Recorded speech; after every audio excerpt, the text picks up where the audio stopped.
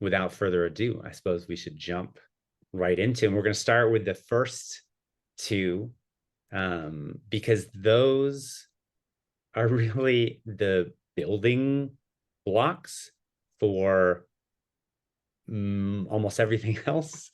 They are the two most important elements that I focus on in my coaching program, the upward spiral method.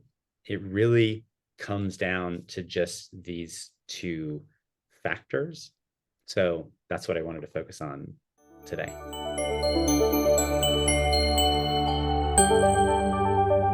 Accepting your limitations sounds like something that losers would do, or unsuccessful people would do, because we're constantly told to not accept our limitations. But because we have human brains, like, we're not magical. We have limitations based on our biology.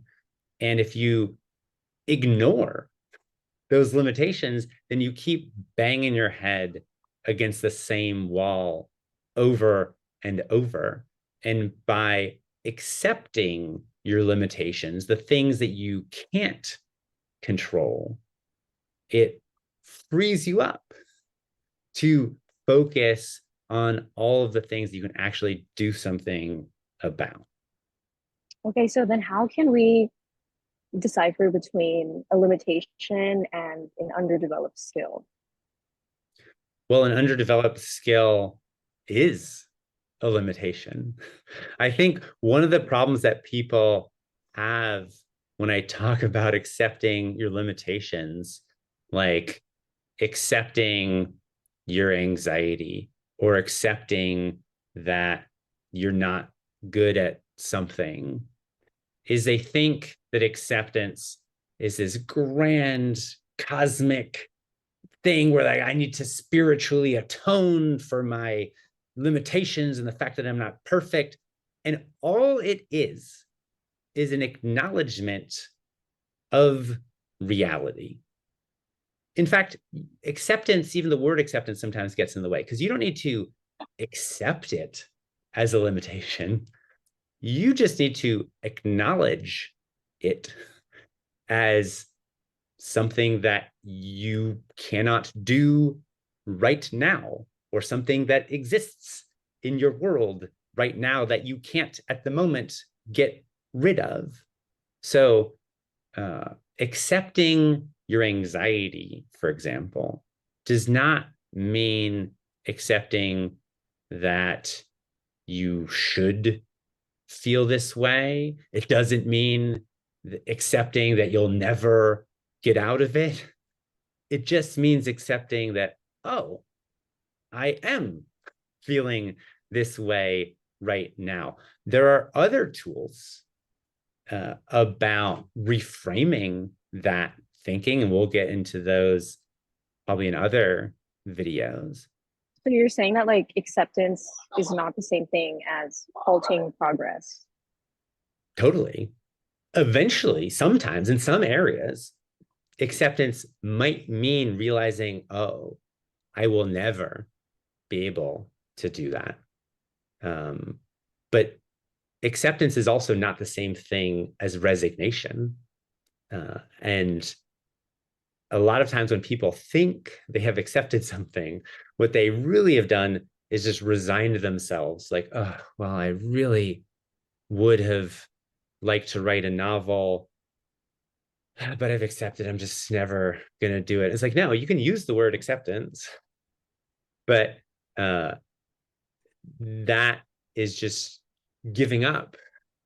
And if it's actually unimportant to you, and you are choosing to do something more important with your time, then you have not resigned yourself to not writing a novel. You have chosen to prioritize something else that's more important to you. And that actually is why that second element on the list is so crucial, of clarifying and committing to your values. And we can talk about that in a moment. because it's really these two things that provide guideposts to our actions. What are the things that you should take action on? Oh, well, those are the things that are important to you that you actually have control over. Everything else is either unimportant or uncontrollable or both. And when you get clear about those two things, then you can focus all of your time and energy and effort on the important things that you actually have control over instead of constantly being distracted by things that are unimportant or uncontrollable or both. And that's what acceptance is. You accept that, oh, right at the moment, my brain is distracting me with this thing that's not that important.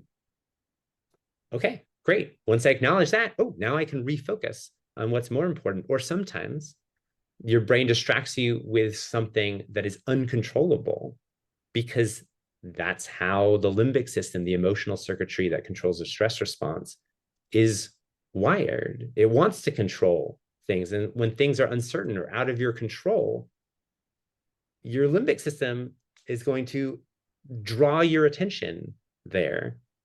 Does that mean that you have to pay attention to it? No. How does acceptance impact your brain?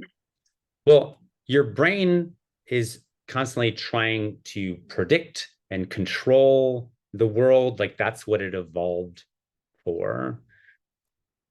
And just based on our experiences or our genetics or our habits, the deeper regions sometimes get stuck or focused on particular things that aren't that important to us. And your brain's going to constantly trying to optimize for like, okay, how can I avoid people criticizing me? How can I avoid being embarrassed? How can I, whatever. Even if it's not helping you live your values or achieve those values. And acceptance just helps those parts of the brain disengage from using all of their energy and effort trying to optimize these little things that don't actually matter. Can you talk a little bit about the neuroscience behind values and what happens when we remind ourselves of our values and why it's important to create strong commitments to them? Yeah. Well, so clarifying your values, reminding yourself of the things that are most important to you, has been shown in research to reduce the stress hormone cortisol. One of my favorite studies about this is they had people go through this very stressful situation. And if you ask them to, or give them the opportunity to clarify their values, remind them of the things that are most important to them in their lives, then when they go through the same stressful task of giving this presentation that they aren't given enough time to prepare for, they just don't experience it as stressful. It's the same situation, the same disapproving audience. It just doesn't bother them as much. And by focusing on the things in our life and the values in our life and the people in our life that are extremely important, it helps us accept and ignore the things that we might not have control over that aren't that important. It allows our brains to stop trying to fix everything about the world because our brains have limited resources. That's one of our limitations. So if I can remind myself what's most important, my family, helping other people, expressing myself creatively, whatever these things are that are most important to me, my mission in life, it helps my brain focus all of its resources on those things. And therefore, these other things that that do in fact occur, like, oh, that person said something mean to me. Oh, I didn't get that promotion.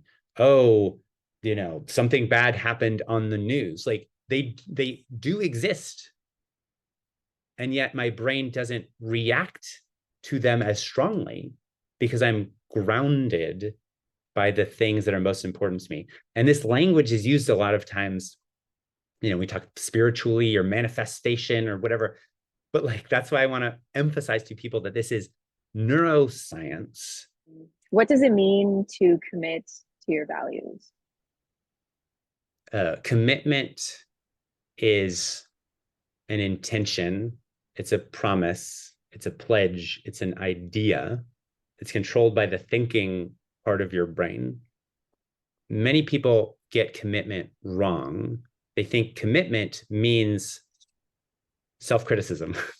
They think, well, I now I have to do this or I'll be really mad at myself. But really, commitment is choosing to focus on the things that are most important to you. It's a promise to yourself. Oh, you can be disappointed.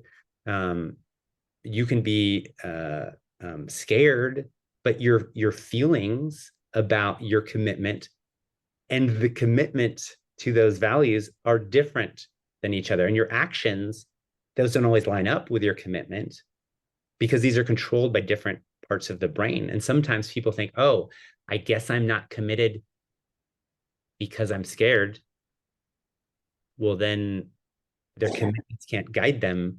And these higher order areas of the brain can't guide them. Instead, they're just guided by their moment to moment feelings.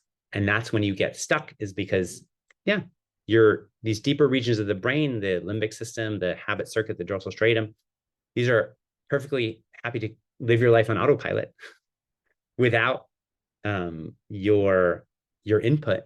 But this is where commitment to those deeper values can help override your impulses or habits or emotions, not because those habits and emotions aren't important, but because in some instances, they might get in the way of you following through on their commitment. But most of the time, 90% of the time, they are helping you follow through on all those various things that you're committed to. And by the way, because you are committed to many different things in your life, you kind of have to accept that you can't always do everything at every point in time. Kind of like I can accept that eating food, or I can acknowledge that eating food is extremely important to my life, and so is breathing air. But unless I accept that I can't do those two things at the exact same time, then I'm going to get in my own way. So making money might be important to me, and my relationships might be important to me, and eating food might be important to me. And I might have to accept that I cannot do all of them at the same time. And yet I'm still committed to all of them in various ways. So acceptance helps us follow through on those commitments because we stop holding on to the things that are limiting us. Thank you for taking the time to explain so much about accepting limitations and clarifying and committing to your values. Yeah, you're welcome. We'll continue to have conversations, I hope, about this. I think people will find this valuable. Let us know in the comments.